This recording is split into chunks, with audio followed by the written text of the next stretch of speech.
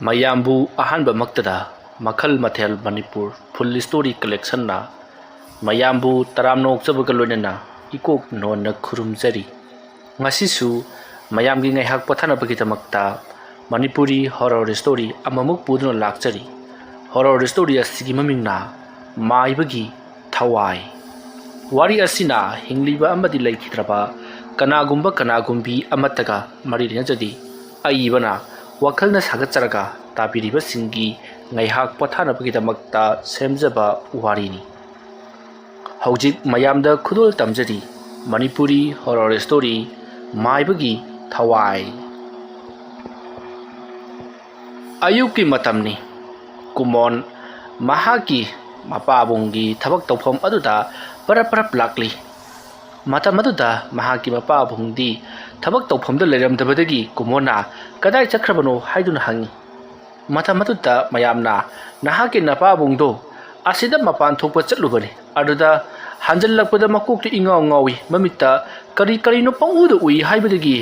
ꯑꯃꯥꯏꯕꯒꯤ ꯃꯅꯥꯛꯇ ꯃꯈꯣꯏ ꯑꯅꯤ ꯆꯠꯈꯤꯕꯅꯤ ꯅꯪꯁꯨ ꯆꯠꯂꯨ ꯑꯋꯥꯡ ꯊꯪꯕꯒꯤ ꯅꯈꯣꯏꯒꯤ ꯏꯄꯨ ꯈꯣꯃꯩ ꯍꯣꯏꯗꯅꯤ ꯑꯁꯨꯝꯅ ꯍꯥꯏꯔꯛꯄꯗ ꯀꯨꯃꯣꯟꯗꯣ ꯈꯣꯃꯩ ꯍꯣꯏꯒꯤ ꯌꯨꯝꯗ ꯂꯥꯛꯂꯤ ꯃꯇꯝ ꯑꯗꯨꯗ ꯃꯍꯥꯛꯀꯤ ꯃꯄꯥꯕꯨꯡꯁꯨ ꯂꯩꯔꯝꯂꯤ ꯃꯄꯥꯕꯨꯡꯗꯣ ꯃꯌꯥꯝ ꯆꯪꯗꯨꯅ ꯂꯥꯛꯅꯔꯒ ꯂꯩꯕꯒꯤ ꯃꯑꯣꯡ ꯇꯧꯕꯗꯨꯗ ꯀꯨꯃꯣꯟ ꯄꯔꯞ ꯆꯪꯁꯤꯜꯂꯛꯇꯨꯅ ꯀꯩꯗꯧꯔꯕꯒꯦ ꯑꯩꯈꯣꯏ ꯄꯥꯕꯨꯡꯁꯤꯕꯣ ꯑꯁꯨꯝꯅ ꯍꯪꯂꯨꯕꯗ ꯂꯩꯔꯝꯂꯤꯕꯁꯤꯡ ꯑꯗꯨꯅ ꯀꯨꯃꯣꯟ ꯅꯪ ꯂꯥꯛꯄ ꯊꯣꯡꯅ ꯐꯔꯦꯗ ꯅꯄꯥꯕꯨꯡꯁꯦ ꯉꯁꯥꯏꯗꯒꯤ ꯆꯣꯔꯣꯟ ꯄꯥꯔꯣꯟ ꯂꯣꯟꯗꯅ ꯑꯗꯨꯃꯛ ꯂꯩꯔꯤꯅꯤ ꯃꯃꯤꯠꯇ ꯏ ꯉꯥꯛꯇ ꯎꯔꯦꯅ ꯇꯧꯔ ꯂꯩꯔꯦ ꯑꯣꯖꯥ ꯑꯃꯥꯏꯕ ꯈꯣꯃꯩꯁꯨ ꯀꯔꯥꯏꯗꯅꯣꯃ ꯆꯠꯈꯤꯅ ꯍꯥꯏ ꯄꯥꯎ ꯂꯧꯅꯕꯗ ꯂꯥꯛꯅꯒꯦꯅꯦꯅ ꯍꯥꯏꯔꯛꯂꯤ ꯉꯥꯏꯍꯥꯛ ꯉꯥꯏꯃꯤꯟꯅꯔꯁꯤꯅꯦꯀꯣ ꯑꯁꯨꯝꯅ ꯍꯥꯏꯔꯛꯄꯗ ꯀꯨꯃꯣꯟꯅ ꯃꯄꯥꯕꯨꯡꯒꯤ ꯃꯅꯥꯛꯇ ꯆꯪꯁꯤꯜꯂꯒ ꯄꯥꯕꯨꯡ ꯀꯩꯗꯧꯔꯒꯦ ꯅꯪꯕꯣ ꯑꯁꯨꯝꯅ ꯍꯪꯂꯕꯗ ꯀꯨꯃꯣꯟꯒꯤ ꯃꯄꯥꯕꯨꯡꯅ ꯅꯪꯒꯤ ꯅꯃꯥꯏꯗꯨꯗꯤ ꯏ ꯉꯥꯛꯇ ꯉꯥꯏꯔꯦꯗꯅ ꯀꯩꯗꯧꯔꯒꯦ ꯅꯪꯕꯣ ꯄꯥꯕꯨꯡ ꯑꯩꯒꯤ ꯃꯥꯏꯗꯤ ꯀꯩꯁꯨ ꯇꯧꯗꯦꯅ ꯅꯆꯤꯟ ꯊꯤꯒꯅꯨ ꯁꯤ ꯀꯩꯅꯣ ꯁꯤ ꯀꯩꯅꯣꯃꯤ ꯑꯁꯨꯝꯅ ꯇꯧꯔꯛꯄ ꯃꯄꯥꯕꯨꯡꯒꯤ ꯃꯑꯣꯡ ꯑꯗꯨꯗ ꯀꯨꯃꯣꯟꯁꯨ ꯏꯄꯥ ꯄꯥꯈꯠꯂꯤ ꯌꯨꯝꯗ ꯄꯥꯎ ꯄꯤꯔꯨꯒꯗꯕꯁꯨ ꯀꯨꯃꯣꯟꯒꯤꯅꯤ ꯍꯥꯏꯕꯗ ꯃꯄꯥ ꯑꯁꯤ ꯅꯠꯇꯅ ꯀꯅꯥꯁꯨ ꯂꯩꯇ꯭ꯔꯕꯅꯤ ꯃꯃꯥꯁꯨ ꯀꯨꯃꯣꯟꯅ ꯄꯨꯡꯀꯛ ꯆꯥꯎꯔꯛꯄꯗ ꯂꯩꯈꯤꯗ꯭ꯔꯦ ꯁꯥꯒꯩ ꯅꯥꯇꯩꯒ ꯊꯣꯏꯅ ꯃꯔꯤ ꯆꯠꯄ ꯑꯣꯏꯗꯦ ꯂꯥꯏꯔꯕꯒꯤ ꯃꯤ ꯂꯩꯇꯦ ꯍꯥꯏꯕꯗꯨꯅꯤ ꯃꯁꯤꯒꯤ ꯃꯇꯨꯡ ꯀꯨꯃꯣꯟꯅ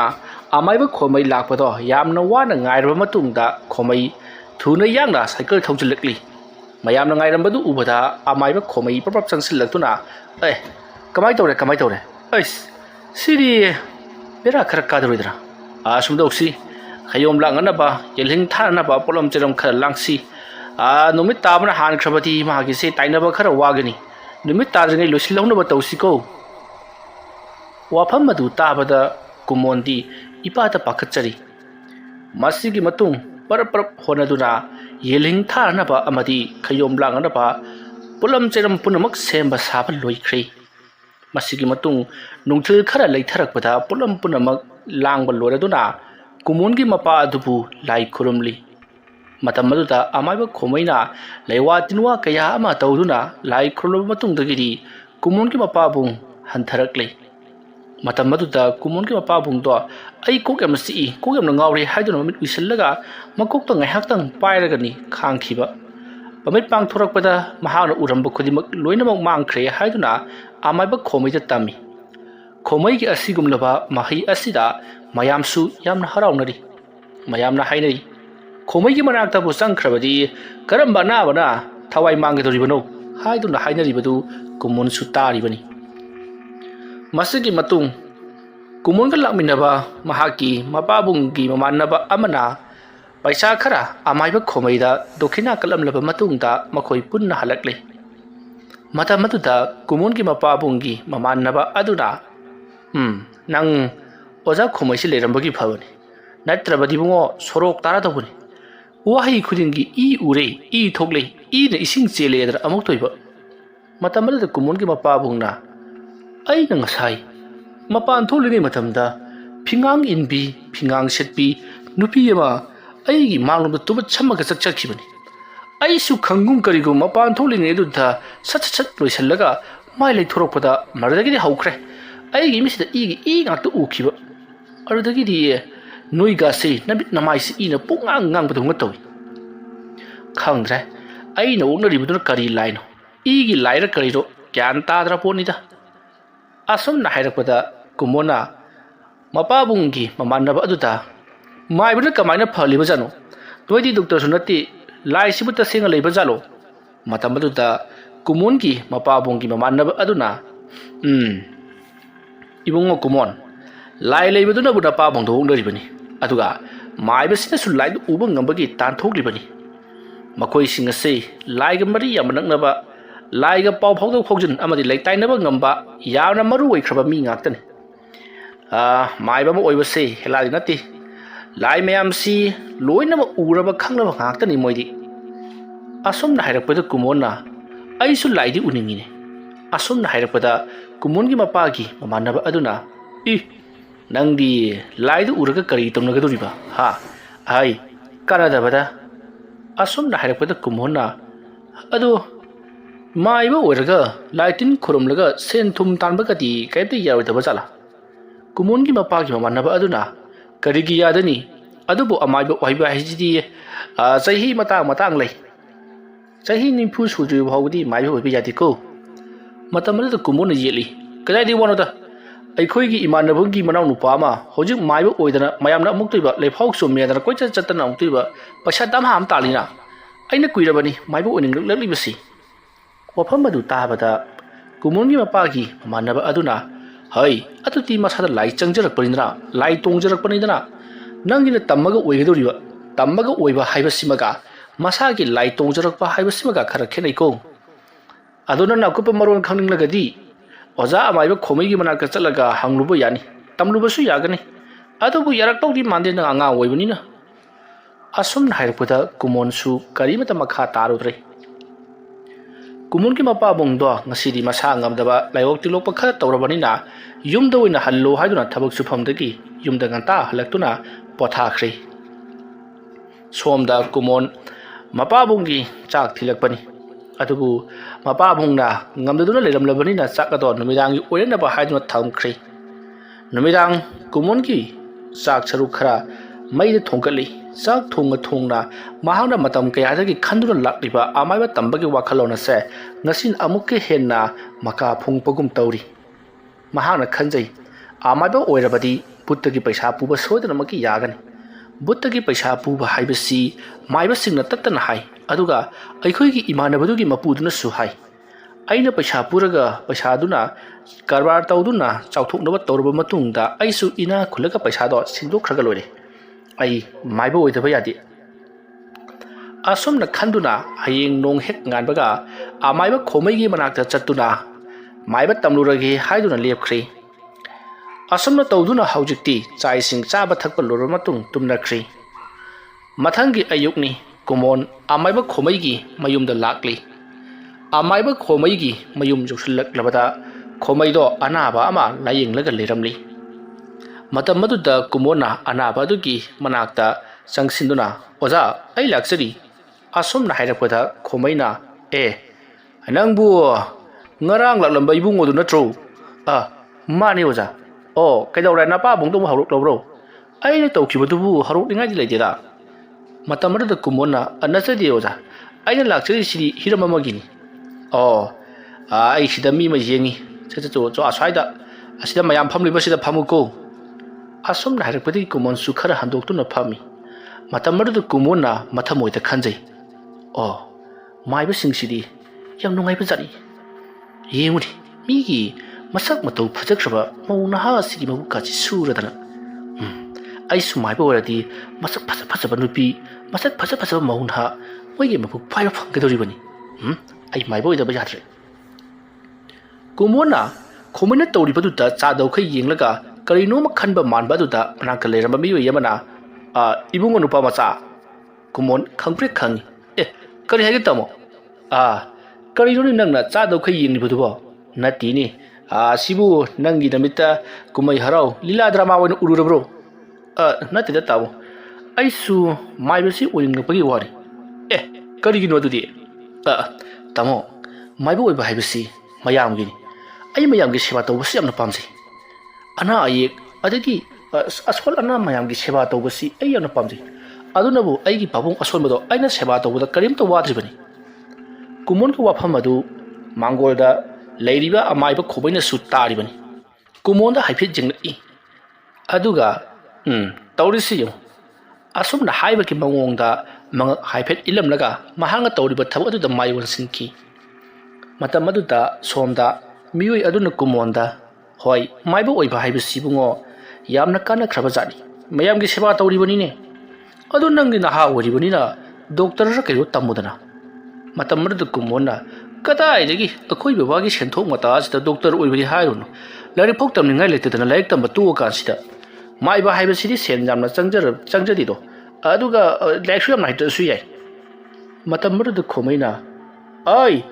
ꯋꯥꯔꯤꯅꯤ ꯀꯥꯏꯗꯅ ꯃꯥꯏꯕ ꯑꯣꯏꯕꯁꯤꯕꯨ ꯐꯥꯒꯤ ꯖꯣꯒꯥꯏꯒꯤ ꯇꯥꯏꯞꯇ ꯄꯩꯁꯥ ꯌꯥꯝꯅ ꯆꯪꯗꯦ ꯀꯥꯏꯗꯅ ꯍꯩ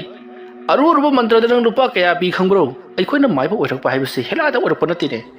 ꯑꯣꯖꯥ ꯑꯃꯥꯏꯕꯁꯤꯡꯁꯤꯒꯤ ꯃꯅꯥꯛꯁꯤꯗ ꯑꯩꯈꯣꯏꯅ ꯆꯠꯂꯒ ꯃꯍꯩꯁꯤꯡꯁꯤ ꯇꯝꯃꯨꯔꯤꯕꯅꯤ ꯍꯌꯦꯡ ꯂꯥꯛꯑꯣ ꯍꯥꯏꯗꯅ ꯃꯣꯏꯅ ꯇꯥꯜꯂꯛꯀꯗꯧꯔꯤꯕꯅꯤ ꯍꯌꯦꯡ ꯅꯣꯡꯉꯥꯜꯂꯛꯄꯁꯤꯗ ꯁꯨꯝꯆꯤꯠꯁꯦ ꯁꯥꯏꯀꯜꯗ ꯌꯦꯞꯂꯒ ꯆꯠꯂꯤꯕꯅꯤ ꯁꯨꯃꯥꯡ ꯊꯦꯂꯣꯡ ꯋꯥꯏ ꯁꯤꯠ ꯅꯥꯟꯅ ꯁꯤꯠꯇꯣꯛꯂꯦ ꯍꯥꯏꯔꯒ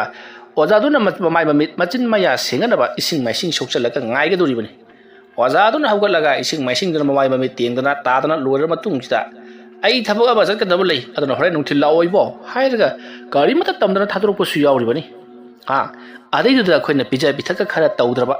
ꯑꯗꯒꯤ ꯍꯤꯡꯈꯣꯜꯗ ꯄꯥꯟꯕ ꯃꯅꯥ ꯃꯁꯤꯡꯒ ꯈꯔ ꯄꯤꯗꯅ ꯈꯣꯠꯇꯅ ꯃꯕꯨꯛꯅꯤꯡ ꯄꯦꯜꯍꯟꯗ꯭ꯔꯕ ꯇꯝꯕꯤꯕ ꯖꯥꯠ ꯅꯠꯇꯦ ꯂꯩꯋꯥ ꯃꯟꯇ꯭ꯔ ꯀꯥꯟꯅꯗꯕ ꯄꯤꯔꯛꯀꯗꯧꯔꯤꯕꯅꯤ ꯍꯦꯂꯥ ꯑꯣꯏꯔꯕꯣꯏ ꯅꯤꯡꯉꯤ ꯍꯩ ꯅꯄꯥꯕꯨꯡ ꯑꯅꯥꯕꯗꯨ ꯁꯦꯕꯥ ꯇꯧꯔꯁꯨ ꯆꯠꯂꯨ ꯃꯇꯝ ꯑꯗꯨꯗ ꯀꯨꯃꯣꯟꯅ ꯑꯣꯖꯥ ꯑꯩꯅ ꯃꯥꯏꯕꯗꯨ ꯑꯣꯏꯔꯕꯗꯤ ꯄꯥꯕꯨꯡ ꯆꯤꯐꯦꯠ ꯅꯥꯕꯗꯨ ꯂꯥꯌꯦꯡꯕꯗ ꯁꯦꯟ ꯌꯥꯝ ꯆꯪꯉꯤꯕꯁꯤ ꯆꯪꯉꯔꯣꯏ ꯏꯁꯥꯅ ꯑꯣꯏꯅ ꯌꯦꯡꯖꯕ ꯌꯥꯔꯦꯗꯅ ꯑꯗꯨꯒꯤ ꯁꯨꯝ ꯂꯥꯛꯆꯔꯤꯕꯅꯤ ꯃꯁꯤꯒꯤ ꯅꯨꯄꯥ ꯃꯆꯥꯁꯤ ꯃꯇꯧ ꯃꯥꯟꯗꯅ ꯂꯨꯔꯕ ꯋꯥꯒ ꯌꯥꯝꯅ ꯉꯥꯡꯉꯤꯅꯤ ꯅꯪ ꯃꯌꯥꯝ ꯌꯦꯡꯕꯁꯦ ꯂꯣꯏꯕ ꯉꯥꯏꯌꯣꯏꯕꯣ ꯑꯗꯨꯒ ꯑꯩꯒ ꯑꯀꯨꯞꯄ ꯋꯥꯔꯤ ꯁꯥꯟꯅꯁꯤ ꯅꯪꯅ ꯈꯜꯂꯤꯕꯗꯣ ꯑꯣꯏꯕ ꯌꯥꯕ ꯅꯠꯇꯦꯀꯣ ꯑꯁꯣꯝꯅ ꯍꯥꯏꯔꯛꯄꯗꯨ ꯀꯨꯃꯣꯟ ꯍꯣꯏ ꯍꯥꯏꯗꯨꯅ ꯑꯗꯨꯃꯛ ꯉꯥꯏꯔꯤ ꯃꯤꯑꯣꯏ ꯃꯊꯪ ꯌꯦꯡꯂꯕ ꯃꯇꯨꯡꯗ ꯍꯧꯖꯤꯛꯇꯤ ꯂꯣꯏꯅꯃꯛ ꯆꯠꯅꯈ꯭ꯔꯤ ꯃꯇꯝ ꯑꯗꯨꯗ ꯀꯨꯃꯣꯟꯅ ꯍꯧꯖꯤꯛ ꯑꯃꯥꯏꯕ ꯈꯣꯃꯩꯅ ꯂꯥꯌꯦꯡꯈꯤꯕ ꯅꯨꯄꯤ ꯑꯗꯨꯒꯤ ꯃꯅꯥꯛꯇ ꯆꯪꯁꯤꯟꯗꯨꯅ ꯏꯇꯩꯃ ꯈꯔ ꯅꯨꯡꯉꯥꯏꯕꯤꯔꯕ꯭ꯔꯣ ꯃꯇꯝ ꯑꯗꯨꯗ ꯅꯨꯄꯤ ꯑꯗꯨꯅ ꯅꯨꯡꯉꯥꯏꯕꯒꯤ ꯅꯠꯇ꯭ꯔꯣ ꯏꯕꯨꯡꯉꯣ ꯑꯩꯅ ꯅꯨꯡꯇꯤꯒꯤ ꯂꯥꯛꯂꯤꯕꯁꯤꯕꯣ ꯑꯩꯁꯦ ꯄꯨꯛꯀꯥꯁꯦ ꯑꯃꯨꯛꯇꯣꯏꯕ ꯃꯊꯛ ꯃꯈꯥ ꯑꯣꯟꯗꯅ ꯗꯣꯛꯇꯔꯅꯅꯦ ꯑꯩꯁꯦ ꯂꯥꯌꯦꯡꯕ ꯉꯝꯃꯔꯣꯏ ꯑꯗꯨ ꯂꯩꯔꯤ ꯑꯗꯥ ꯂꯩꯔꯤ ꯀꯦꯟꯁꯔꯅꯤ ꯑꯗꯨꯅꯤ ꯑꯗꯥꯅꯤ ꯍꯥꯏꯗꯅꯅꯦ ꯑꯩ ꯆꯥꯕ ꯄꯥꯜꯂꯝꯖꯔꯨꯔꯕꯅꯤ ꯑꯣꯖꯥ ꯃꯥꯏꯕꯁꯤꯗꯒꯤ ꯂꯥꯛꯇꯅꯅꯦ ꯍꯧꯒꯠ ꯀꯥꯈꯠꯄ ꯉꯝꯃꯤꯕꯅ ꯏꯊꯟꯇ ꯂꯥꯛꯂꯦꯗꯅꯁꯦ ꯑꯣ ꯍꯥꯟꯅꯗꯤ ꯉꯝꯗꯕ꯭ꯔꯣ ꯀꯗꯥꯏꯗꯒꯤ ꯋꯥꯅꯣꯗ ꯑꯣꯖꯥ ꯃꯥꯏꯕꯁꯤ ꯌꯨꯝꯗ ꯀꯧꯔꯒ ꯌꯦꯡꯍꯜꯂꯤꯕꯅꯤ ꯑꯗꯒꯤ ꯈꯖꯤꯛ ꯐꯒꯠꯂꯛꯇꯨꯅ ꯍꯧꯖꯤꯛ ꯑꯩ ꯏꯊꯟꯇ ꯂꯥꯛꯄ ꯉꯝꯂꯤꯕꯁꯤꯅꯤ ꯉꯁꯤ ꯅꯤꯅꯤ ꯍꯨꯝꯅꯤ ꯂꯩꯔꯕꯗꯤ ꯑꯣꯖꯥ ꯃꯥꯏꯕꯅ ꯂꯥꯛꯇ꯭ꯔꯕꯁꯨ ꯌꯥꯔꯅꯦꯗꯅ ꯍꯥꯏꯔꯤ ꯌꯥꯝ ꯀꯥꯟꯅꯕ ꯑꯣꯖꯥꯅꯤꯀꯣ ꯅꯪꯉꯣꯟꯗꯅꯦ ꯊꯣꯛ ꯊꯥꯛꯀ ꯇꯧꯔꯨꯅꯨ ꯃꯧ ꯅꯍꯥ ꯑꯗꯨ ꯋꯥꯐꯝ ꯈꯔ ꯍꯥꯏꯔꯝꯂꯒ ꯆꯠꯈ꯭ꯔꯤ ꯀꯨꯃꯣꯟꯅ ꯌꯥꯝ ꯐꯕꯖꯥꯠꯅꯤ ꯑꯩ ꯌꯦꯡꯗꯕꯗꯤ ꯁꯨꯡꯌꯥ ꯌꯥꯗ꯭ꯔꯦ ꯑꯩ ꯃꯥꯏꯕ ꯇꯝꯗꯕ ꯌꯥꯗ꯭ꯔꯦ ꯑꯁꯨꯝꯅ ꯀꯨꯃꯣꯟꯗꯨ ꯋꯥꯈꯜ ꯑꯃꯗ ꯃꯪꯂꯒ ꯆꯠꯈ꯭ꯔꯤꯕꯗꯨꯗ ꯌꯦꯡꯂꯒ ꯂꯩꯍꯧꯔꯤ ꯑꯁꯨꯝꯅ ꯇꯧꯗꯨꯅ ꯃꯊꯪ ꯌꯦꯡꯂꯛꯄꯅ ꯍꯧꯖꯤꯛꯇꯤ ꯅꯨꯡꯊꯤꯜꯒꯤ ꯃꯇꯝ ꯑꯣꯏꯔꯛꯂꯤ ꯂꯥꯛꯂꯕ ꯃꯈꯣꯏ ꯈꯔꯁꯨ ꯂꯥꯏ ꯇꯤꯟ ꯈꯣꯏꯔꯝ ꯊꯣꯛꯄ ꯑꯗꯒꯤ ꯑꯇꯩ ꯊꯕꯛ ꯈꯔ ꯇꯧꯔꯕ ꯃꯇꯨꯡꯗ ꯂꯣꯏꯅꯃꯛ ꯍꯟꯅꯈ꯭ꯔꯤ ꯍꯧꯖꯤꯛꯇꯤ ꯈꯣꯃꯩ ꯊꯕꯛ ꯀꯣꯝꯕ ꯃꯇꯝ ꯍꯥꯏꯕꯗꯨ ꯑꯣꯏꯔꯦ ꯃꯇꯝ ꯑꯗꯨꯗ ꯀꯨꯃꯣꯟꯅ ꯑꯣꯖꯥ ꯃꯤ ꯁꯨꯝꯕꯇ ꯂꯩꯇ꯭ꯔꯦ ꯑꯩꯒꯤ ꯃꯥꯏꯕ ꯇꯝꯕꯒꯤ ꯍꯥꯏꯕꯗꯨꯕꯨ ꯑꯣꯖꯥ ꯅꯪꯒꯤ ꯋꯥꯐꯝꯗꯣ ꯂꯥꯏꯔꯤ ꯉꯁꯥꯏꯗꯒꯤ ꯑꯩ ꯃꯌꯥꯝ ꯑꯃ ꯌꯦꯡꯕꯒꯤ ꯌꯥꯝꯅ ꯋꯥꯔꯕ ꯖꯥꯠꯅꯤ ꯆꯥꯛ ꯏꯁꯤꯡꯒ ꯑꯝꯇ ꯐꯖꯅ ꯆꯥꯈꯤꯒꯦ ꯑꯗꯨꯒ ꯅꯪꯒꯤ ꯋꯥꯐꯝꯗꯣ ꯇꯞꯅ ꯈꯟꯅꯁꯤꯀꯣ ꯑꯁꯨꯝꯅ ꯍꯥꯏꯔꯛꯄꯗ ꯀꯨꯃꯣꯟ ꯍꯣꯏ ꯑꯣꯖꯥ ꯑꯩ ꯉꯥꯏꯖꯒꯦ ꯑꯁꯨꯝꯅ ꯍꯥꯏꯗꯨꯅ ꯑꯗꯨꯃꯛ ꯉꯥꯏꯔꯤ ꯃꯁꯤꯒꯤ ꯃꯇꯨꯡ ꯑꯃꯥꯏꯕ ꯈꯣꯃꯩ ꯆꯥꯛ ꯏꯁꯤꯡ ꯊꯛꯄ ꯂꯣꯏꯔꯗꯨꯅ ꯆꯥꯕ ꯊꯛꯄ ꯄꯨꯝꯅꯃꯛ ꯂꯣꯏꯁꯤꯜꯂꯒ ꯃꯄꯥꯟꯗ ꯊꯣꯔꯛꯂꯤ ꯀꯨꯃꯣꯟ ꯐꯝꯂꯒ ꯑꯗꯨꯝ ꯉꯥꯏꯔꯝꯕꯗꯨꯗ ꯈꯣꯃꯩꯅ ꯑꯇꯣ ꯅꯪꯗꯤ ꯍꯧꯖꯤꯛ ꯐꯥꯎꯕ ꯍꯟꯗ꯭ꯔꯤꯕ꯭ꯔꯥ ꯂꯩꯌꯨ ꯅꯪꯒꯤꯗꯣ ꯑꯩꯒ ꯁꯣꯏꯗꯅꯃꯛꯀꯤ ꯋꯥ ꯇꯥꯟꯅꯁꯤꯀꯣ ꯃꯌꯥꯝꯒ ꯌꯦꯡꯂꯨꯕꯅꯦ ꯆꯥꯛꯀ ꯆꯠꯁꯜꯂꯨꯕꯅꯦ ꯏꯁꯥꯁꯤ ꯄꯨꯡꯃꯨꯟ ꯃꯨꯟꯊꯔꯦ ꯉꯥꯏꯍꯥꯛꯇ ꯑꯗꯨꯝ ꯍꯤꯞꯈꯤꯒꯦ ꯅꯠꯇꯦ ꯅꯪꯕꯨ ꯆꯥꯛꯀ ꯆꯥꯔꯕ꯭ꯔꯣ ꯑꯣꯖꯥ ꯑꯩ ꯌꯥꯔꯅꯤꯗ ꯏꯃꯨꯡꯗ ꯃꯌꯥꯝ ꯆꯥꯛ ꯆꯥꯍꯧꯔꯤꯕꯅꯤ ꯅꯈꯣꯏꯕꯨ ꯀꯅꯥ ꯂꯩꯒꯦꯅꯦ ꯃꯥꯡꯒꯣꯜꯗ ꯑꯉꯥꯡ ꯑꯃ ꯂꯩꯔꯤꯕꯁꯤ ꯀꯧꯁꯤꯜꯂꯒ ꯆꯥꯃꯤꯟꯅꯕ ꯌꯥꯗꯕ꯭ꯔꯥꯅꯦ ꯅꯣꯏꯁꯤꯗꯤ ꯋꯥ ꯈꯪꯗꯦꯗ ꯑꯁꯨꯝꯅ ꯍꯥꯏꯔꯛꯄꯗ ꯀꯨꯃꯣꯟꯅ ꯌꯥꯔꯅꯤ ꯑꯣꯖꯥ ꯑꯩ ꯌꯨꯝꯗꯒꯤ ꯆꯔꯥ ꯋꯥꯜꯂꯒ ꯂꯥꯛꯂꯕꯅꯤ ꯆꯔꯥ ꯋꯥꯟꯕ ꯍꯥꯏꯕꯁꯤꯒ ꯆꯥꯛ ꯑꯌꯨꯛꯀꯤ ꯆꯥꯕ ꯍꯥꯏꯕꯁꯤꯒ ꯃꯥꯟꯅꯗꯦꯀꯣ ꯑꯁꯨꯝꯅ ꯍꯥꯏꯅꯔꯤꯉꯩ ꯈꯣꯃꯩꯒꯤ ꯃꯃꯧ ꯅꯨꯄꯤꯗꯨ ꯊꯣꯛꯂꯛꯏ ꯑꯗꯨꯒ ꯍꯩꯃꯥ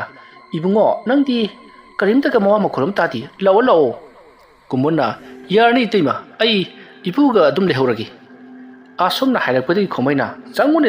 charoi changune asomna hairakpadi gidi namduna changakli matam maduda kumona khomai gi imung do ikoi nu jenglakpada yamna ingna sikna panba imung amagum ui kumon chaningda cha khara chasalakli aduga mapalda parap tholakpadadi khomai yaman nungana tumno lerami matam maduda kumona manak ada leramba phi ama lawduna amaiba khomaina tumlibaduda humai humbiri haying su tali saga sabaduda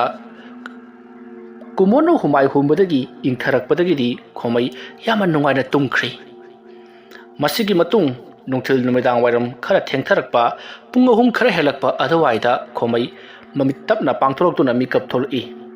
kumona humai humlambadu ubada khomai gi thamoi pung pen ba haibadu oikhri masidi khomai na ai gi humai thogal si nangna tawraga leram ledana ai na khali ni ngasidi mikap panga thokti edana ngahan bakhai di nei bongo ai na hawgalak pase humang na punglup lup ka doribani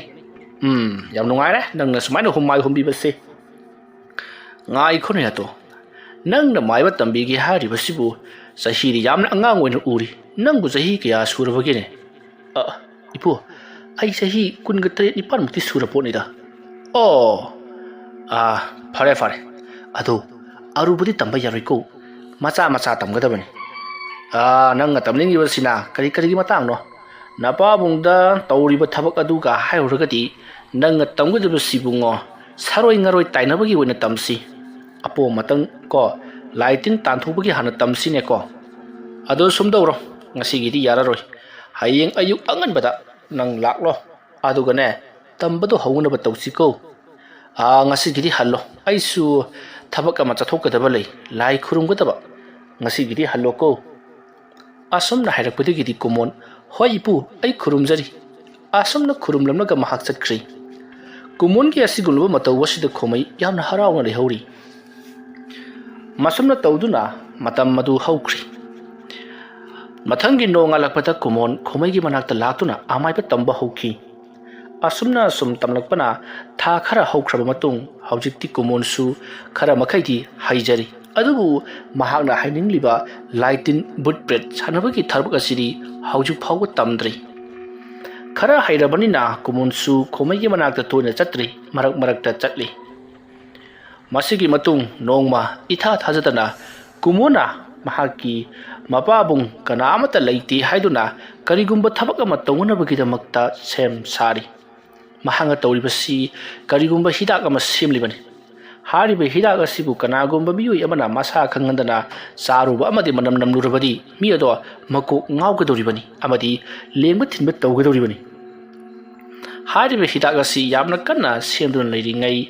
nupi ama mahaki mamaga loinana lakli adubu kumondi karimata khangbati imungda semduna leiribani sumagda leptuna yomsipu kana leige haiduna kaurakpa aduta kumon kana warba jano haiduna tholai matamatuta masak matau phajarabi mokhoiga leng oigadabi leisabi amaga nupi mahage mama manba nupi ahalamaga leptuna leiramli kumona kari tanagadabano kana hangbano asomna hairakpada mama aduna yumsibu amaiba kumongi yum oirabro matamaruda kumona hoi aine kari takpigadaba matamaduta lakliba khara ahal oiba nupi aduna ibungo haksang se kaya inung nungai taba adugi ibungo da amtang yengena lakcharibani ofam madu tabada kumona aidi masanu pisi orubi dingore yani kakhat piroima asum na haiduna mangolda phamalli mihun thahun paiduna yengli matam maduda kumon imungda parprap changki aduga haujik mahakna semliba pot ado mahana makum hangdoktuna khara saithoktuna thamli aduga table adugi mathakta kari no mana masin khara su thamamli aduga mapanda parprap mana khara pairaga tholakli madugi matungda kumona mana adubu suru noi khaiduna lewa khara soli aduga nupi aduda hairi imagi si khwang si khara nare ne lengba thinba su yamna kana tawre chumbi bro adumna hairapadu nupi aduna chumi ibungo khwang si nabagi ena lakchari basi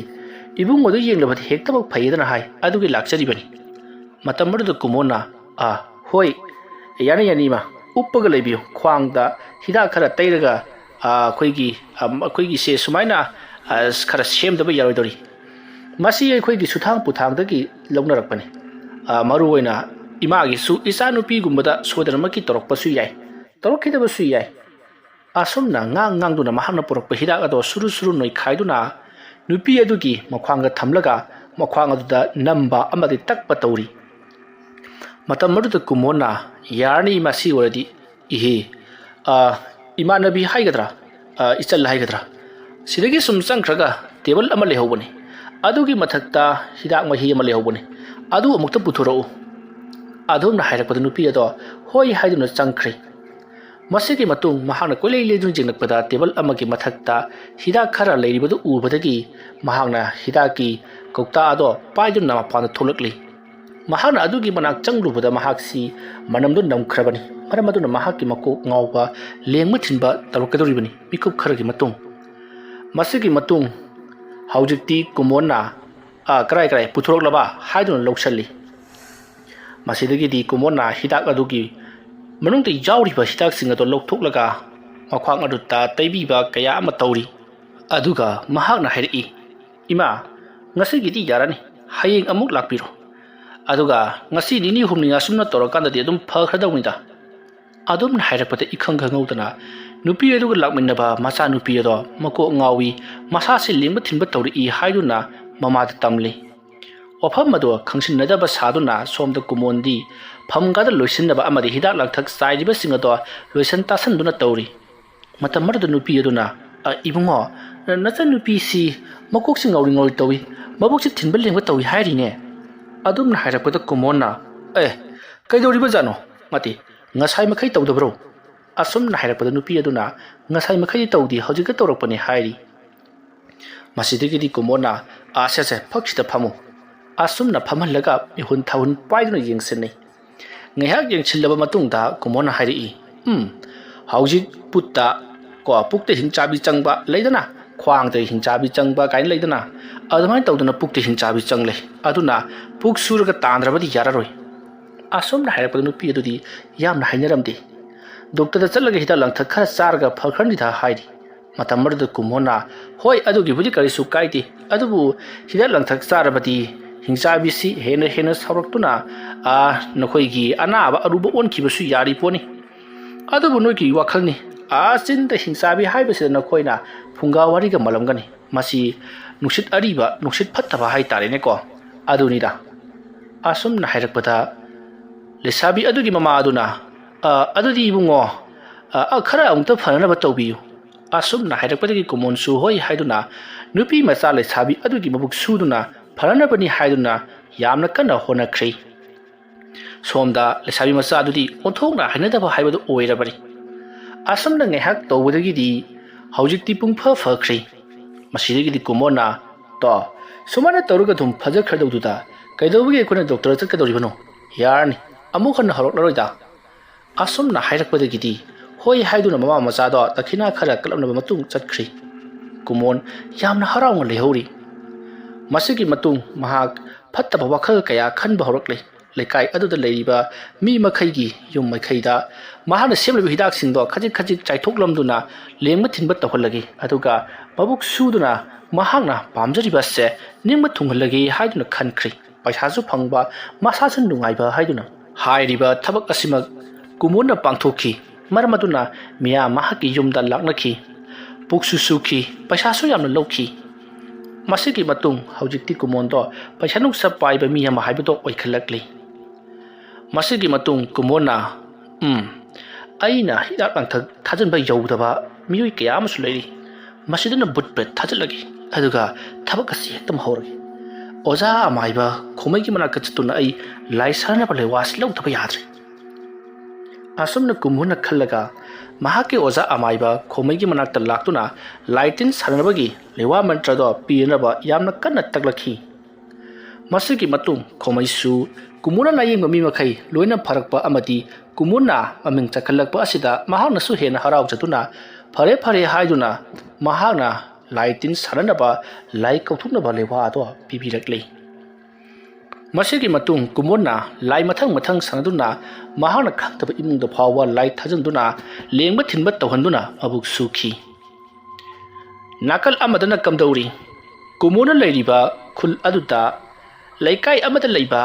Lata ꯀꯧꯕ ꯂꯨꯍꯣꯡꯕ ꯀꯨꯏꯗ꯭ꯔꯤꯕꯤ ꯃꯁꯛ ꯃꯇꯧ ꯌꯥꯝꯅ ꯐꯖꯔꯕꯤ ꯅꯨꯄꯤ ꯑꯃ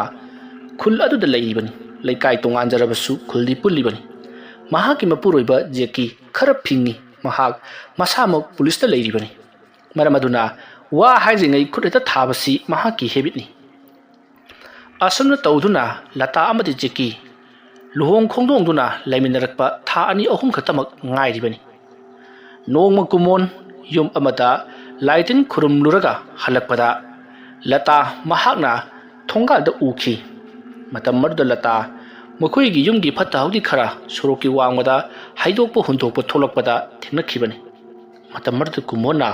ꯏꯃꯩ ꯃꯥꯏ ꯃꯁꯤꯒꯤ ꯃꯧ ꯅꯍꯥꯁꯤꯗꯤ ꯑꯣꯟꯊꯣꯛꯅ ꯐꯖꯈ꯭ꯔꯦꯗ ꯃꯁꯤꯕꯨ ꯃꯕꯨꯛ ꯑꯃꯨꯛꯇꯪ ꯁꯨꯔꯕꯗꯤ ꯄꯦꯟꯈ꯭ꯔꯅꯤꯗ ꯍꯣꯔꯦꯟ ꯑꯍꯤꯡ ꯂꯥꯏ ꯊꯥꯖꯤꯟꯗꯕ ꯌꯥꯗꯦ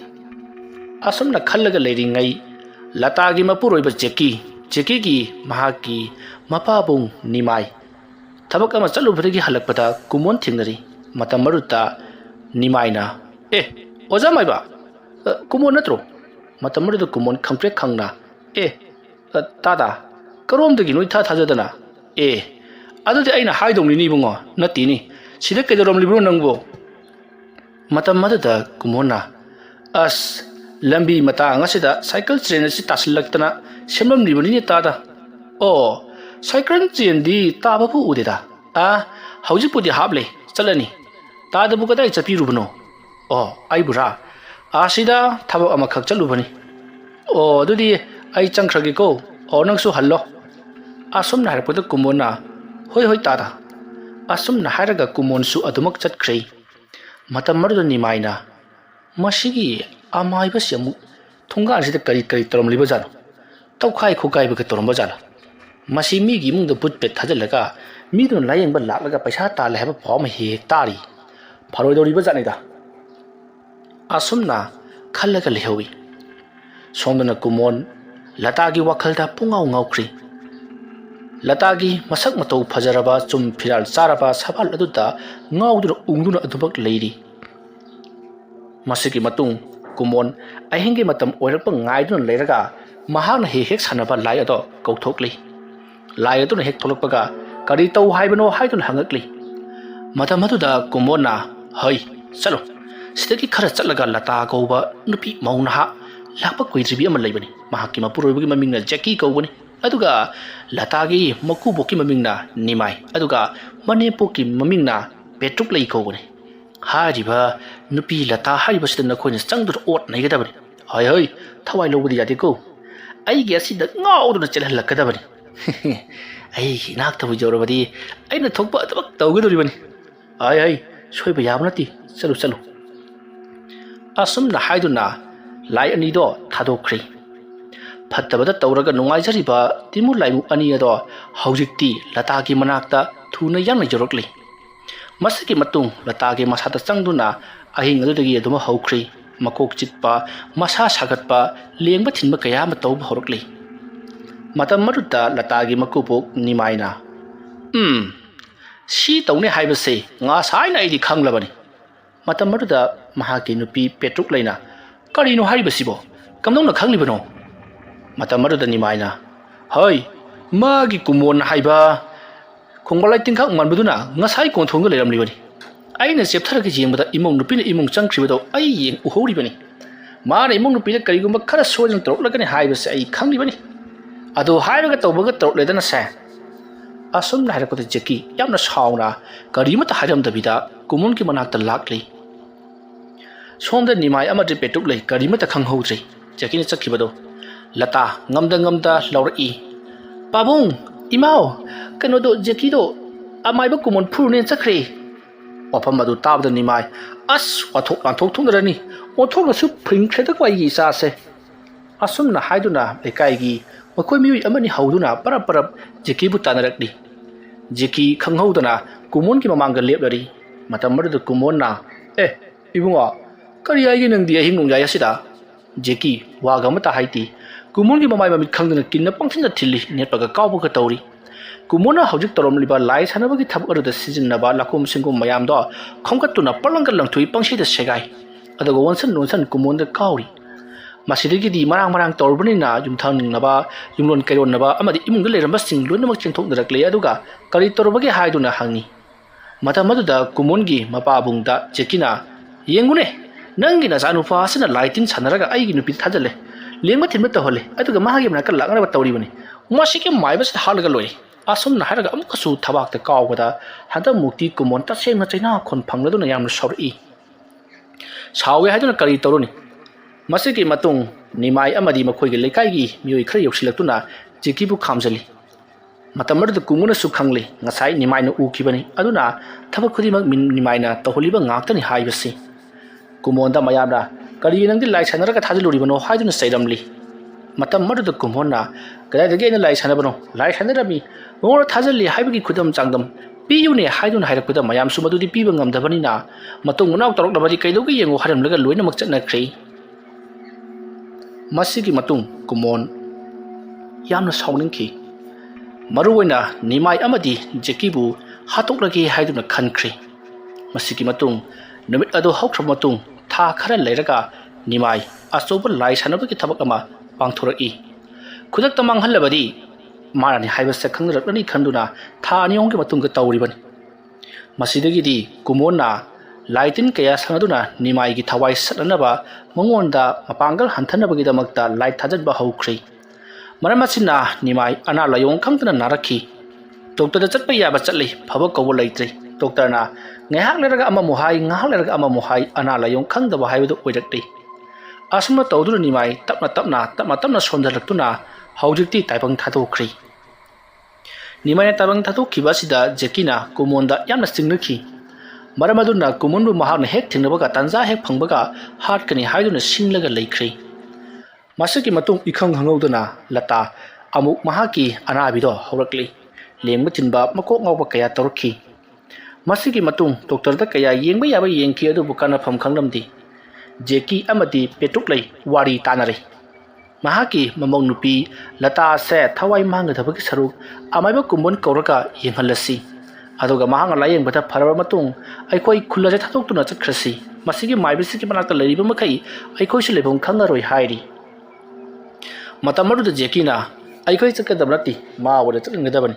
माबु अइना लोइसनगदोरिबनि हाइदुना वखल अमा सागलखि मसिगी मतुंग तंगाइ फदना पेटुक लै कुमोनगी मयुमदा लाक्ले पेटुक लै लाकपदा खंगले महाकी ममों नुपी लता लायेंग बियु हाइबा लाक्लिबनि हाइबसे खंगलिबनि मसिदगिदि कुमोनना इनेना हाइबिरिबदु यामनबुदि फै अदुदा ममांग थक्ता थुखिबु थौदो अदुना आइदि तसेंगै खाइरबनि कनानो अतोपा माइबमा येंबिरुबुना फगनि असुमना हाइरकपदा पेटुक लैना अतोप माइबसिंग येंहलबनि हे लाई खुरमबा याबसु खुरमले इकान कानद्रे अतोइबुंगो ममांग थक्ता सावनखिबा खनखिबसिंग अदु लोइनमा काउथोकनरगा अमुकदि लाक्पियुन हे असुमना हाइरकपदा कुमोना फरे फरे अदुदि अइ होरे नुमदांग वारमदो लाक्चरगे हाइख्रै पेटुक लैसु होय होय हाइदुना मयुमदा हलई मफम पुनमक जेकीदा तमले जेकी नुमदांग वारमदो नत्रबदि महाके लाई खुरमबगे मतमसे लैत्रबा जाला हाइदुना मै हौना सावरी मसिगी मतुंग नुमिदांग वारमगे मतमदा कुमोन यावना वखल नुंगाना लाक्ले लतागी मसा सोपा फंगननि खल्लुबदा असमना तौदुना कुमोन जेकीगी मयुम यौसलक्ले जेकीदी अमाइबा कुमोनदा यामना सावरी ममित खाना खाना येंगलिबनि फत्तबा थबक तौरबदि हाटकनि हाइबगी मवोंगनि कुमोन करेसु खंसनदबा सादुना महाकु कौगलाक्लंबा पेटुक लैदा इने कराइनो नमौ नुपिदुबो असुमना हाइरकपदा पेटुक लैना लाओ लाओ Ibungo ngamduna phamungda leiribani asumna haiduna pusalakli jeki sumanakta lepli petrokli sumanakta leiri matamaruda kumona latagi makut ado paiduna bihun thawun jengi aduga anaba sidi yamna henjalamle yamna thuna layeng howdaba taragati mahak taibang thadu u haibasu leiribani aduga hauji mahaki masa manungta phatraba timulai musing changdun leiri masi tanthokbada matam khara changani अदुगा हारिबा तिमुलाई मुसिंग असि थाजिंदा कुंदुन लैरे मसि मेथोक्त्रगदि यारोइदौरी असुमना हाइरकपदा जेकी ping लाउना साउदुना करी लाइटिन खुरमलगा तांथोकपा याबदुबु मबुक्ता लैरे मेथोक्तबा यारोइ गाइना nang mangare na haise asum na harapda kumona ibungo ekhoi tabum thokbu hai bagi wani doctor singna tap tap pai badi na khoi karisu hai dine maiba ekhun hek tarurga na lamchit kamba phattaba tahanba yengraga tu kaino nangin na tu sei marai sijani asum na hairam laga phu awutuna chakhi ga tawbada petuk laina ngaiko nakhoi ani se hektamak sawane sese thajinda lai haiba natro adu kamai tawgadabano laitin kamai khuramgadabano haibadu hairo ne yare ba saina yare ba asum na harapda kumona lai khurambada changadaba polam charang mathang hairakli chini angoba chini khoibak amadi kabok aduga lei angauba aduga lai gi oiba phi angangba amuba angauba aduga hairam leiram khudimak chunabak hairi hariba polam singase loinamak sinba langle aduga jeki puna awar polam singase leiruna bagidamakta sinakri jeki chatningda mahak chatkri jeki lectrabanina hojikti kumona thabak howa yaragani khanduna sase thajinda leiriba timulai musingse taranaba takthoksi asumna haiduna kumona mahak latagi obuk su horoki matamru latadi yamna haina jaba haibadu oi petruk lesu kumungi matawasida yamna haina taba haibadu oibani adubu faraga loire khanduna adumak leiri kumondi raga amadu tawkhrabani masigi matung jeki lakpado kumondi khanghoudre maramaduna kumona asum thajinda lankalibani haiduna asum sohaidaba sokpayadaba jaga sing solokpadu lata yamna sauna kumongi makhajaida khupa nga thakri nanga layeng siti kari layeng no haiduna jeki su tomoribodo mangolda polam cheram sing thamlinga da taraduna kaidore haiduna chensel lai lata kaptuna wafam punamak tambadagi di jeki hanagi kharaga sauning leibaga chongsillaktuna kumonbu tap taba makhai phukri masidagi di kumon mami punamak phungkai kairi masidagi di kumon jamna sauna noi bu pharana ba tobiraka ai bu phattana khanba noi khangani dana hairamlaga mahak jamna sauna laigam ta khuram dabi chakhi masidagi jeki khalluroga khudu asumuk sagulaktuna amai ba kumon bu halagi haiduna sapjungna lepkhrai kumona su jeki bu halagi haiduna khankhrai masigi matung numidangi matamni matamadu da somda jeki do mama petruk leina kariga dum tawribano imoibeba nang su khatik tang tapthau aikhoi ne amaiba kumondo amuka korogi yenkisi natrabadi nang su sigani aikhoi su sigani pulak mamina batari thiam naudana mabu ne yenghalasi aduga atopa layeng da tawbiro na hairasi natragana phara matungda aikhoi jum khullase thadoktura chakhrisi asumna hairakpada jekina karino imana haribadu natini ima sibu kumona kari yai thakrabano haibanida magi kumon haibudu ki sanapot natini aigi nupisi kanda wani ai kumon se hatok luragi ma hatok labadi bunamak pharagani matamru da petuk leina kadai lagi phabano ne magi kumon haiba maibaduna imong nupilla tada thajin kiba put adu nati lai tinmu lai mu adu kanana sabi dawigi madu satrabadi kumondo sikhrabasu nangi nupise dumak siba taba kana amatana ne khangna wa phunjuna tabasibu asomna harakpada jeki amdi lata ngaktang wakhal khalli masidaki di latana pharese mase salab matungda maluisan krasi asomna makhoi ani wa tanarba matung jekina pharene ima na ungtang kobiluro soi khrelan khreadana adugane aikoda thadal ali barti mulai muse salasi asomna wa tanarba matungda haujikti petruk lei mathangi no ngalakpada kumonbu amuhan kobul lai kumondi yamna sawdun leramlibani ahing aduta mahana jeki gi mathakta thawai lawna ba karigumba khara tawgi khalabasu jeki na tap taina phurakibagi mahak chikpa naba kayama tawbadagi maduda honoringaida mahak karimta tawban nanghaudrabani nongalakpata petruk lei laktuna lale haijarari amati amuhana laktuna yengbirana bagida makta hairakpadudadi kumondo punga henga e kumon hoi ai chodna lalage chamin nakrasi haiduna punan lakminari matamradu kumona khalibasi khangani hanta mukti नखोइना हंजन आइबु कौरगा फुरबनिना लतासु अवाब खरदि पीरगे हत मुक्ति आइना तौरिब थबक अदु हारदगी हेंगतना कारण तासनगे खंगनी हाइदुना सिंदुना लाक्ले मसिकी मतुंग जेकी लेरमले हतमुक्ति जेकी याम हराव तरामना ओजा आइसुने खर खंबलंगलबा हाइबदुनि ओजागी माही करी क्रादु खंगदबिदा थोय हदा इजु एतत खु थारोरे आइसु लानख्रे ओजा आसम तरपदु त कुमोनसु खंगले मखोई गिसे माना तोरमबद पुंपंग पंगथरि हाइबसी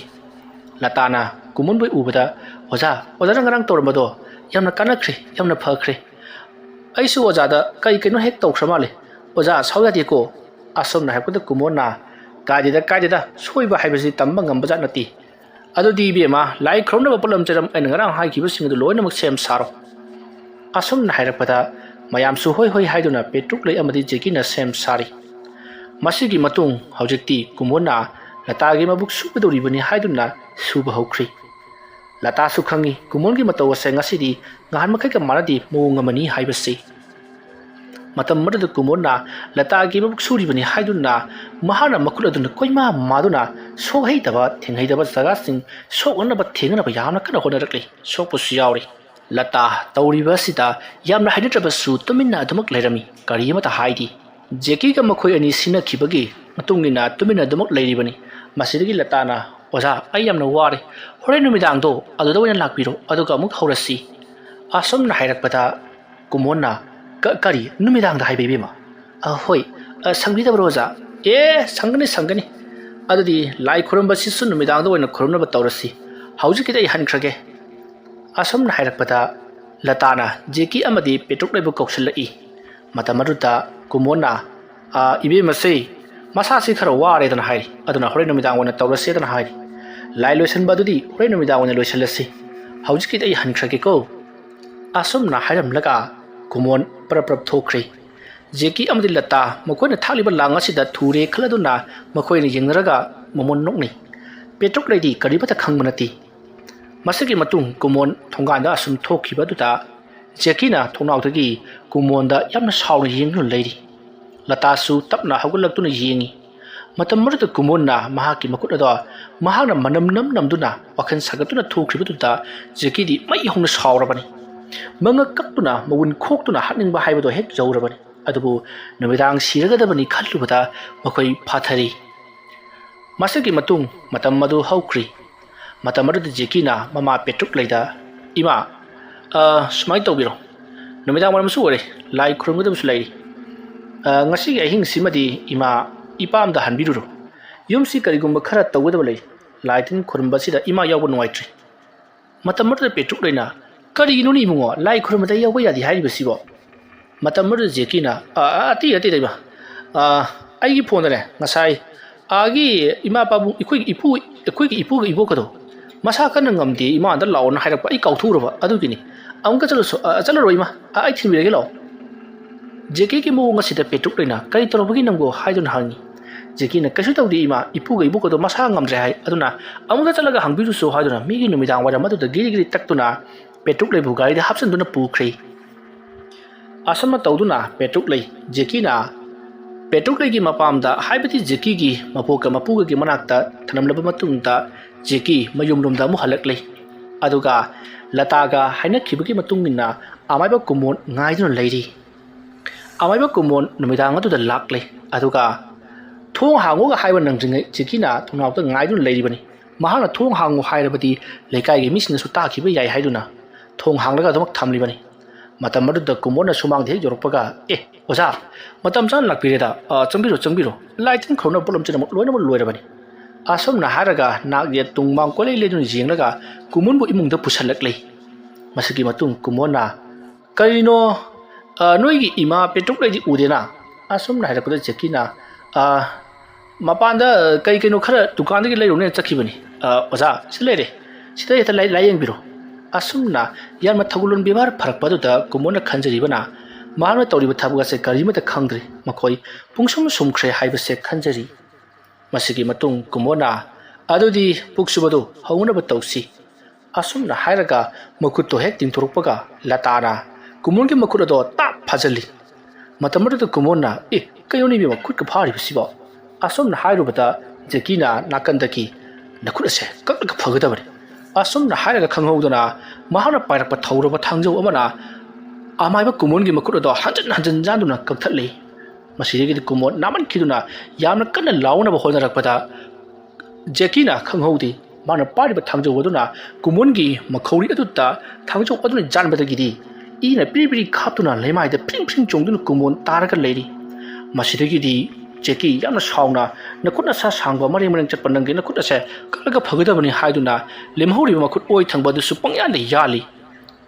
ꯀꯨꯃꯣꯟ ꯃꯍꯥꯛ ꯇꯧꯐꯝ ꯈꯪꯗ꯭ꯔꯦ ꯃꯈꯧꯔꯤ ꯑꯗꯨꯁꯨ ꯎꯇꯣꯡ ꯑꯗꯣ ꯀꯥꯏꯈ꯭ꯔꯕꯅꯤꯅ ꯍꯥꯏꯕꯗꯤ ꯊꯥꯡꯖꯧꯅ ꯀꯛꯈ꯭ꯔꯕꯅꯤꯅ ꯁꯣꯔ ꯍꯣꯟꯕꯁꯨ ꯉꯝꯗ ꯏ ꯃꯌꯥꯝ ꯑꯃ ꯕꯤꯔꯤ ꯕꯤꯔꯤ ꯀꯥꯞꯇꯨꯅ ꯆꯩꯅꯥꯈꯣꯜ ꯃꯌꯥꯝꯗꯨ ꯈꯥꯡꯗꯨꯅ ꯈꯞ ꯈꯞ ꯁꯤꯡꯗꯨꯅ ꯂꯩꯔꯝꯕꯗꯒꯤ ꯃꯤꯀꯨꯞ ꯈꯔꯒꯤ ꯃꯇꯨꯡꯗ ꯇꯥꯏꯕꯪ ꯊꯥꯗꯣꯛꯈ꯭ꯔꯤ ꯃꯇꯝ ꯑꯗꯨꯗ ꯑꯃꯥꯏꯕ ꯀꯨꯃꯣꯟꯅ ꯖꯦꯀꯤ ꯑꯃꯗꯤ ꯂꯇꯥꯗ ꯌꯥꯝꯅ ꯁꯥꯎꯅ ꯃꯃꯤꯠ ꯈꯥꯅ ꯌꯦꯡꯂꯝꯂꯤ ꯃꯁꯤꯒꯤ ꯃꯇꯨꯡ ꯖꯦꯀꯤꯅ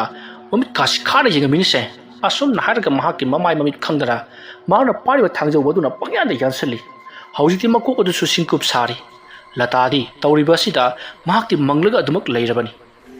ꯖꯦꯀꯤꯗꯤ ꯑꯁꯤꯒꯨꯝꯕ ꯊꯕꯛ ꯑꯃ ꯇꯧꯕ ꯍꯥꯏꯕꯁꯤ ꯃꯉꯣꯟꯗ ꯀꯔꯤꯁꯨ ꯂꯩꯕ ꯊꯕꯛ ꯅꯠꯇꯦ ꯃꯁꯤꯒꯤ ꯃꯇꯨꯡ ꯖꯦꯀꯤꯅ ꯈꯪꯕ꯭ꯔꯥ ꯅꯈꯨꯠ ꯅꯁꯥ ꯁꯥꯡꯕ ꯅꯪ ꯈꯪꯕ꯭ꯔꯥ ꯑꯗꯨꯗꯤ ꯀꯩꯗꯧꯅꯤ ꯍꯧꯖꯤꯛ ꯍꯣꯏ ꯑꯩꯅ ꯉꯁꯥꯏ ꯄꯨꯔꯛꯈꯤꯕ ꯕꯦꯒꯇꯨ ꯀꯥꯏ ꯊꯝꯈ꯭ꯔꯦ ꯑꯁꯨꯝꯅ ꯍꯥꯏꯗꯨꯅ ꯌꯥꯝꯅ ꯆꯥꯎꯕ ꯕꯦꯒ ꯑꯃꯗ ꯍꯧꯖꯤꯛꯀꯤ ꯀꯨꯃꯣꯟꯒꯤ ꯃꯁꯥ ꯄꯨꯝꯅꯃꯛ ꯂꯣꯏꯅꯃꯛ ꯍꯥꯞꯆꯤꯟꯈ꯭ꯔꯤ ꯃꯇꯨꯞ ꯃꯇꯨꯞ ꯀꯛꯇꯨꯅ ꯂꯩꯃꯥꯏ ꯑꯗꯨꯗ ꯇꯥꯔꯤꯕ ꯏ ꯃꯈꯩ ꯂꯣꯏꯅꯃꯛ ꯁꯦꯡꯗꯣꯛꯈ꯭ꯔꯤ ꯑꯁꯨꯝꯅ ꯊꯕꯛ ꯄꯨꯝꯅꯃꯛ ꯂꯣꯏꯁꯤꯜꯂꯛꯄꯗ ꯅꯨꯃꯤꯗꯥꯡꯒꯤ ꯄꯨꯡ 9:10 ꯇꯥꯁꯤꯜꯂꯛꯂꯕꯅꯤ ꯃꯁꯤꯒꯤ ꯃꯇꯨꯡ ꯑꯊꯦꯡꯕ ꯃꯇꯝ ꯉꯥꯏꯗꯨꯅ ꯂꯇꯥꯗ ꯍꯥꯏꯔꯤ ꯅꯪ ꯐꯖꯅ ꯂꯩꯔꯝꯃꯨꯀꯣ ꯑꯩ ꯃꯁꯦ ꯐꯝ ꯆꯥꯅ ꯑꯃꯨꯛꯇꯪ ꯐꯨꯝꯖꯤꯜꯂꯨꯈꯤꯒꯦ ꯀꯅꯥꯝ ꯈꯪꯉꯣꯏ ꯑꯩ ꯇꯧꯒꯦ ꯌꯦꯡꯉꯨ ꯑꯁꯨꯝꯅ ꯍꯥꯏꯗꯨꯅ ꯍꯧꯖꯤꯛꯇꯤ ꯀꯨꯃꯣꯟꯒꯤ ꯃꯇꯨꯞ ꯃꯇꯨꯞ ꯀꯛꯂꯕ ꯍꯛꯆꯥꯡꯁꯤꯡ ꯑꯗꯨꯕꯨ ꯌꯥꯎꯔꯤꯕ ꯆꯥꯎꯔꯕ ꯈꯥꯎ ꯑꯗꯣ ꯃꯤꯔꯛ ꯆꯥꯔꯛ ꯌꯦꯡꯗꯨꯅ ꯄꯨꯊꯣꯔꯛꯂꯤ ꯑꯗꯨꯒ ꯃꯈꯣꯏꯒꯤ ꯍꯤꯡꯈꯣꯜꯒꯤ ꯌꯥꯝꯅ ꯁꯣꯡꯕ ꯖꯒꯥ ꯑꯃꯗ ꯃꯍꯥꯛꯅ ꯍꯥꯟꯅꯗꯒꯤ ꯍꯧꯅ ꯌꯥꯝꯅ ꯂꯨꯅ ꯐꯨꯠ 5-6 ꯍꯦꯟꯅ ꯂꯨꯅ ꯇꯧꯗꯨꯅ ꯊꯝꯂꯕ ꯀꯣꯝ ꯑꯃꯗ ꯕꯦꯒ ꯑꯗꯣ ꯊꯥꯗꯈ꯭ꯔꯤ ꯑꯗꯨꯒꯤ ꯃꯇꯨꯡꯗ ꯃꯍꯥꯛꯅ ꯂꯩꯃꯥꯏ ꯑꯗꯣ ꯂꯩꯕꯥꯛ ꯖꯣꯔꯣ ꯖꯣꯔꯣ ꯍꯩꯖꯤꯟꯗꯨꯅ ꯁꯤꯖꯤꯟꯈꯤ ꯂꯩꯃꯥꯏ ꯁꯤꯖꯤꯜꯂꯕ ꯃꯇꯨꯡ ꯐꯨꯝꯖꯤꯜꯂꯕ ꯃꯇꯨꯡꯗ ꯃꯍꯥꯛ ꯄꯔꯞ ꯄꯔꯞ ꯃꯌꯨꯝꯗ ꯂꯥꯛꯂꯒ ꯃꯁꯥꯗ ꯇꯩꯔꯤꯕ ꯏꯍꯤꯡ ꯅꯥꯍꯤꯡꯁꯤꯡꯗꯣ ꯂꯣꯏꯅꯃꯛ ꯆꯥꯝꯊꯣꯛꯈ꯭ꯔꯤ ꯑꯁꯨꯝꯅ ꯊꯕꯛ ꯄꯨꯝꯅꯃꯛ ꯂꯣꯏꯔꯕꯗ ꯍꯧꯖꯤꯛꯇꯤ ꯖꯦꯀꯤꯅ ꯈꯪꯕ꯭ꯔꯥ ꯋꯥ ꯍꯦꯛ ꯁꯪꯉꯤꯗ ꯃꯥꯒꯨꯝꯕꯅ ꯑꯩꯒꯤ ꯅꯨꯄꯤꯒꯤ ꯍꯛꯆꯥꯡ ꯁꯣꯛꯂꯗꯅ ꯈꯜꯂꯨꯔꯒ ꯈꯣꯏꯗꯧꯁꯦ ꯑꯃ ꯁꯧꯒꯠꯂꯤꯗ ꯃꯉꯣꯟꯗꯣ ꯍꯤꯡꯅ ꯈꯣꯡꯅꯝꯕꯅ ꯍꯦꯟꯅ ꯐꯕꯅꯤꯗ ꯑꯁꯨꯝꯅ ꯃꯨꯔꯨꯝ ꯃꯨꯔꯨꯝ ꯁꯣꯜꯂꯒ ꯂꯩꯔꯤꯉꯩ ꯂꯇꯥꯅ ꯌꯥꯔꯦ ꯀꯩꯗꯧꯔꯕꯒꯦ ꯑꯁꯨꯝꯅ ꯍꯥꯏꯗꯨꯅ ꯐꯥꯖꯤꯟꯈꯤ ꯃꯇꯝ ꯑꯗꯨ ꯍꯧꯈ꯭ꯔꯤ ꯍꯧꯖꯤꯛꯇꯤ ꯑꯍꯤꯡꯒꯤ ꯃꯇꯝ ꯑꯣꯏꯁꯜꯂꯛꯂꯤ ꯃꯇꯝꯗꯣ ꯑꯍꯤꯡꯒꯤ ꯄꯨꯡ 1 ꯇꯥꯔꯕꯅꯤ ꯖꯦꯀꯤ ꯑꯃꯗꯤ ꯂꯇꯥ ꯇꯨꯝꯊꯕ ꯈꯔ ꯍꯧꯔꯛꯄ ꯃꯇꯝꯅꯤ ꯃꯇꯝ ꯑꯗꯨꯗ ꯃꯈꯣꯏꯒꯤ ꯏꯃꯨꯡ ꯑꯗꯨꯗ ꯃꯨꯔꯨꯝ ꯁꯣꯟꯕ ꯈꯣꯟꯖꯦꯜ ꯑꯃ ꯇꯥꯕ ꯍꯧꯔꯛꯂꯤ ꯈꯣꯟꯖꯦꯜ ꯑꯗꯨ ꯇꯥꯕꯗ ꯂꯇꯥ ꯃꯤꯀꯞ ꯈꯪꯊꯣꯛ ꯊꯣꯛꯂꯛꯏ ꯃꯇꯝ ꯑꯗꯨꯗ ꯃꯨꯔꯨꯝ ꯁꯣꯟꯕꯒꯤ ꯈꯣꯟꯖꯦꯜ ꯑꯃ ꯇꯥꯕꯗꯨꯗ ꯖꯦꯀꯤ ꯍꯧꯗꯣꯛꯇꯨꯅ ꯀꯔꯤꯅꯣ ꯏꯃꯨꯡ ꯑꯁꯤꯗ ꯃꯨꯔꯨꯝ ꯁꯣꯟꯕꯒꯤ ꯈꯣꯟꯖꯦꯜ ꯑꯃ ꯇꯥꯔꯤꯕꯁꯤꯕꯣ ꯑꯗꯨꯝ ꯍꯥꯏꯔꯛꯄꯗ ꯖꯦꯀꯤꯅ ꯍꯧꯒꯠꯂꯒ ꯌꯦꯡꯉꯨꯒꯦ ꯍꯥꯏꯗꯨꯅ ꯍꯧꯒꯠꯂꯒ ꯀꯨꯌꯦꯡ ꯌꯦꯡꯂꯛꯏ ꯃꯇꯝ ꯑꯗꯨꯗ ꯆꯥꯎꯔꯕ ꯌꯨꯝ ꯑꯗꯨꯒꯤ ꯆꯥꯛꯁꯪꯂꯣꯝꯗ ꯀꯅꯥꯒꯨꯝꯕ ꯃꯤꯑꯣꯏ ꯑꯃ ꯂꯩꯕꯒꯤ ꯃꯑꯣꯡꯗ ꯃꯍꯥꯛꯅ ꯀꯅꯥꯒꯨꯝꯕ ꯑꯃ ꯂꯩꯕꯒꯤ ꯁꯥꯎꯍꯨꯝ ꯑꯃꯗꯤ ꯃꯃꯤ ꯇꯥꯔꯤꯕꯗꯨ ꯎꯔꯤ ꯃꯗꯨ ꯎꯕꯗ ꯖꯦꯀꯤꯅ ꯀꯅꯥꯅꯣꯅꯤ ꯍꯥꯏꯗꯨꯅ ꯆꯪꯁꯤꯜꯂꯒ ꯌꯦꯡꯂꯨꯕꯗꯗꯤ ꯑꯃꯥꯏꯕ ꯀꯨꯃꯣꯟ ꯃꯈꯣꯏꯒꯤ ꯆꯥꯛ ꯆꯥꯕꯒꯤ ꯗꯥꯏꯅꯤꯡ ꯇꯦꯕꯜ ꯃꯊꯛ ꯑꯗꯨꯗ ꯐꯝꯂꯒ ꯃꯃꯥꯏ ꯅꯣꯟꯊꯔꯒ ꯃꯨꯔꯨꯝ ꯁꯣꯜꯂꯒ ꯂꯩꯔꯝꯂꯤꯕ ꯑꯁꯤꯁꯨ ꯃꯑꯣꯡ ꯑꯃꯅꯤ ꯅꯤꯡꯒꯥꯡ ꯐꯝꯃꯤ ꯑꯗꯨꯒ ꯃꯈꯣꯡ ꯑꯗꯨꯅ ꯃꯃꯥꯡꯗ ꯈꯤꯇꯪ ꯈꯨꯔꯨ ꯀꯨꯂꯞ ꯇꯧꯅ ꯇꯤꯡꯊꯣꯛꯂꯒ ꯈꯨꯔꯨ ꯀꯣꯟꯈꯠꯂꯤꯕꯗꯨꯗ ꯃꯀꯣꯛ ꯅꯣꯟꯊꯔꯒ ꯑꯗꯨꯒ ꯃꯈꯨꯠ ꯑꯅꯤꯅ ꯃꯅꯥꯀꯣꯡ ꯃꯦꯟꯁꯤꯜꯂꯒ ꯃꯨꯔꯨꯝ ꯁꯣꯜꯂꯒ ꯂꯩꯔꯝꯂꯤꯕꯅꯤ ꯃꯐꯤ ꯃꯔꯣꯟ ꯑꯃꯠꯇ ꯌꯥꯎꯗꯅ इहिंग नाहिंग सारगा मधु उरुबदु जेकी खपरेक खंगदुना मा मफम मरुतगी चेलई अदुग लतागी मनाक चेंसिललगा कुमोंदो चासंगदा फमलगा लेहौरी हाइरी ओफम मदु ताबदा लता सु स्वाई लाउख्री हौलिकता मखोइना हालगा फुमजिनख्रब कुमोन चासंगदा फमलगा लेहौरी हाइबसिदा करानाबु किरोइदोरिबनो मसिदगी जेकीना युमसे थादोकलगा चेलहौरसी कुमोनगी थवाई मिरे नफम मस्ता लाकले लाई सानबा बुत सानबा माइब्रिना करिगुम खरदी सोदरमकी तोरकनी हाइदुना जेकीना हाइबदगी लता ngамदा हौगलकली अदुगा थों हांगदुना चेनबा तोरकपदा थों हांगबा याखिदी मतमरुदा मखोइगी युमगी मयदो पिट खप्पा हौरकले मई खबलकपा अदुता सोमदा जेकी अमदि लतादी मिहुन सुद्रबनी मतमरुदा इमुंग अदुदा यामना कन्न मियो यमना लावगी चेना खोल खांगबगी खोंजल तारी खोंजल अदुगा लोनना नोइना आइबो हाटपा नत्रा नोइबु सोइना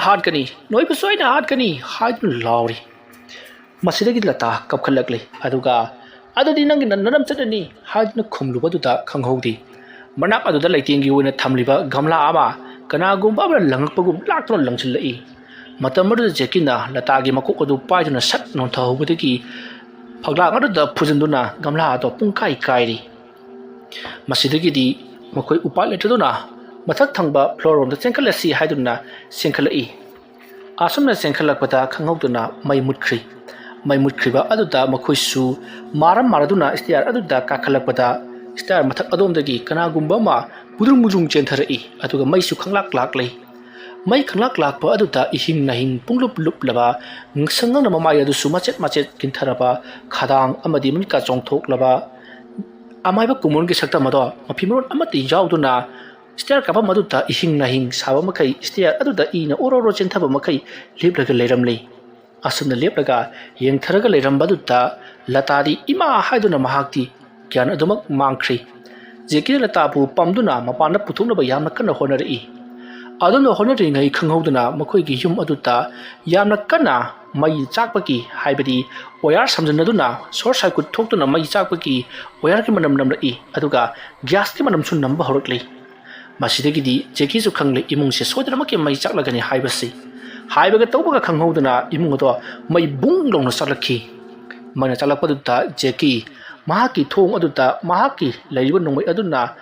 thongi pona paliba jaga adu nongmai hanjan hanjan kapsan badagi apamodo pungse sagairi aduga thong ado mana phakai duna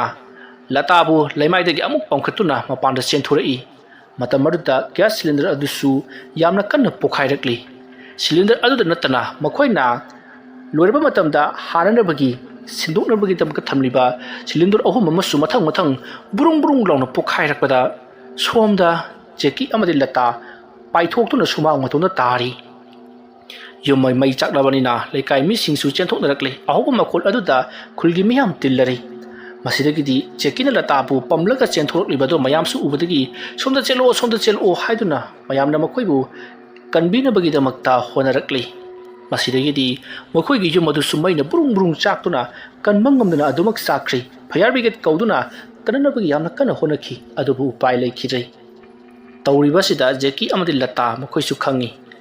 makoina amaiba kumon halubadagi mahaki thawaina makoibu mai thaduna harana honarakpada makoi gi yumase maina chakribani haibasi khanglibani lata haujikti wakhal khara lakle masidagidi jekina lariba maya maduda yamna sauna kumon amadi makoi ga tawkiba thabak sing adugi matangda loinma wari lithokle aduga mahana kumon busu hatokre haiduna tammi maramaduna kumon gi thawai mere laktuna thabaka se taholibani haiduna hairakpada mayamna kaisu thajaramdi masagi matung kumon ki pawa se tabada amaiba khomaisu mahaksu yum aduda laklei mahaga lakamatadadi yum aduda jeki amadi petruk lei lata khulgi miyam amuga leiramlabani ayuki matam oibani miyam su tillarabani khomai lakpa ubada jeki petruk lei amadi lata makoina chengsel laktuna khomai wa pham punamak tamli masigi matung khomaina yum masigi akoibada kumon gi thawai mere ko chatun leiri maramaduna mahana nakhoi imung masibu tumna ba hato pamli aduna mahapu phumkhiba jaga dagi mahaki sadong sing to lokthok laga mathau mangam pangthok laga lairamlenda tha khidaba taragadi nakhoi yum masida leiba ngamlaroi maramaduna lighting khurum thungraba tausi hairakhi wafam masi tabada miyamna su yaraduna hariba thabu adumak tauki khulgi miyamna su khangli kumon gi mataw wasida adubu hairubudi ngamdabagi tumin leinariba haibaduni masigi matung kumon gi mathau mangam ado kumon gi mapa bungjawna pangthokhi asama tawduna kumon gi mathau mangam punamak pangthok khibadagiri haujikti kari matadi tawrokhidre adubu jekiri mahapu pulisna phajinduna mahak mi ama harubagi maranda jailda matam khal leinabagi damakta mahaku jailda thamki asama tawduna haujikti lata amadi petruk lei makhoi anisu petruk loigi mapamda latabu puduna matam khalguna leikhi aduga yum adusu anoba masana bagida makti yamna kana sim sadra honaki leikai miyamna su kumon leikhi da basai ontono wai sangkhre marna yengba se phabapudi phai haibabu makhut masa yamna sangi haiduna wari nakhi wari asi matang asida loisinjari aina wari asi pathok charappa matamda soikhilan khibik tabiriba khwai khibikna pukchal chauna ngak bigani mayambu aroibada amuka hanna khurumjari